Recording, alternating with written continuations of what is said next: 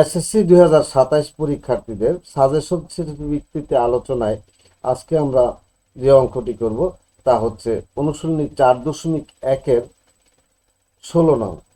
আশা করি তোমরা 16 নং অঙ্কটি স্ক্রিনে দেখতে পাচ্ছ। এই 16 নং অঙ্কটি কি আছে আমরা একটু পড়ি। যদি a to the power x equal to b, b to the power y equal to c এবং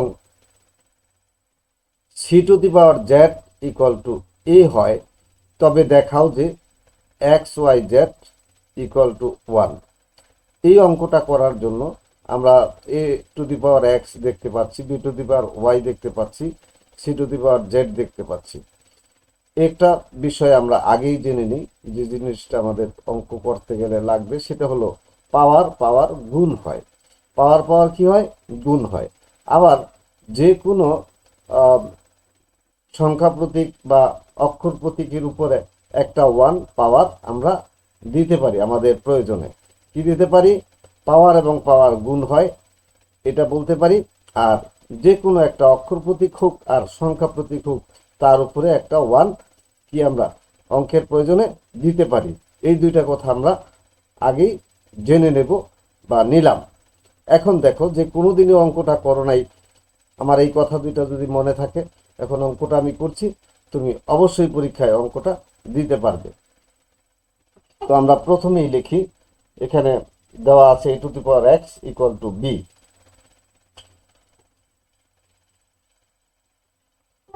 a to the power x equal to b, a to the power x equal to কি দেওয়া আছে? b।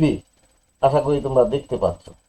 তো আমরা প্রথমে লিখব দেওয়া আছে, দেওয়া আছে। এটা তো আমাদের অঙ্কের মধ্যে কি দেওয়া আছে, a to the power x equal to b। এবার অঙ্কটা করা শুরু করব। এখানে আমরা কোনো একটা সমীকরণেই আমরা দুইটা সমান সমান দিতে পারবো না, কোনো একটা সমীকরণে, অর্থাৎ একটা সমান সমান আছে, এখানে একটা সমান সমান, মাঝখানে একটা সমান, এটা দিতে পারবো না, এই চিহ্নটা দিতে পারবো না। এই জন্য এখানে কি লিখবো? বা লিখবো। এখন আবার দেখো, তোমরা অবশ্যই লক্ষ্য করছো এই এর একটা মান আছে একদম সবার শেষে। দেখো এর মানটা আছে c to the power z। এর মান আছে কি? c to the power, অর্থাৎ এর পরিবর্তে আমরা c to the power z বসাইতে পারি। এইটা বসাবো। এখন এই এর পরিবর্তে যদি আমি c to the power z বসাই, এর উপরে কি ছিল? এর উপরে পাওয়ার ছিল x, এর জায়গাটা দখল করলো c to the power z। তাহলে ওই যে উপরে x আছে, এই পাওয়ারটা আমি আবার এই এক্সটা দিয়ে দিলাম, সমান কি? সমান হলো b। বুঝতে পেরেছো? এর পরিবর্তে আমরা c to the power z বসাইতে পারি, যেহেতু c to the power z সমান বলা হয়েছে a। এবার আবার দেখো, এবার লক্ষ্য করো, c এর আবার একটা মান দেওয়া আছে, সেটা কি? b to the power y equal to c। এর মানে আমি বলতে পারি c equal to b to the power y। আমাদের অঙ্কের প্রয়োজনে যেভাবেই মান দেওয়া থাকুক না কেন, একটার পরিবর্তে আর একটা বসাইতে পারি। অর্থাৎ সি এর পরিবর্তে আমি বসাইতে পারি কি? সি এর পরিবর্তে বসাইতে পারি বি টু দি পাওয়ার, এই B to the power Y. C এর পরিবর্তে B to the power Y বসাইতে পারি। তো আমি এই সি এর পরিবর্তে আবার B to the power Y বসাইলাম।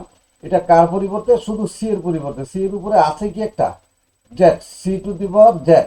তাহলে এটার উপরে আমাদের একটা কি আছে? জেড আছে। আর এই এই এই জেড হলো এইটা। তাহলে এই এক্সটা কোথায় যাবে? তার উপরে আবার পাওয়ার হবে। তাহলে আরেকটা সেকেন্ড ব্র্যাকেট দিয়ে আমি এই এক্সটা লিখলাম এবং সমান কি? বি। আশা করি বুঝতে পারছো। আমি বলছিলাম পাওয়ারগুলো সব গুণ হয়।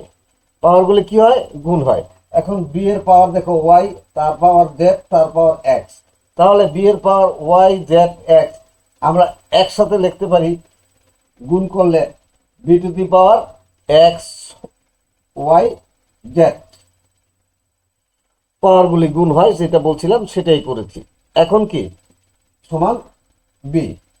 আরেকটা কথা বলছিলাম, যে কোনো অক্ষর প্রতীক হোক আর সংখ্যা প্রতীক হোক, যেমন এক্স আছে, আমাদের প্রয়োজনে বলতে পারি x two the power one. মনে করো থ্রি আছে, আমাদের প্রয়োজনে বলতে পারি ওয়ান। যে কোনো অক্ষর বা সংখ্যা প্রতীকের উপরে ওয়ান লুকায়িত থাকে, অর্থাৎ ওয়ান দেওয়া যে কথা না দেওয়া একই কথা। আমাদের যখন প্রয়োজন পড়বে তখন আমরা এটা আনবো। তাহলে কি এইখানে একটা আমি 1 দিলাম। এখন দুইটা বেস এক, এটা হলো পাওয়ার, এটা হলো পাওয়ার।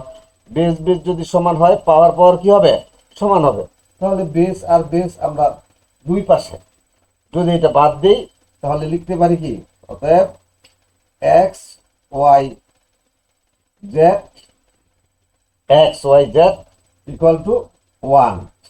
সূচকের নিয়মে বেস দুইটা এক থাকলে বাদ দিতে পারবো, পাওয়ার দুইটা এক থাকলেও বাদ দিতে পারবো।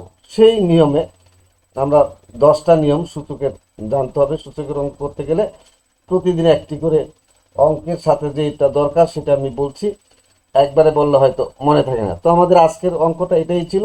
এখন লিখবো X Y Z equal to 1 প্রমাণিত। দেখাইতে বলছে, তাহলে শুড এস ইংলিশে লিখলেই লিখবে S H O W ED,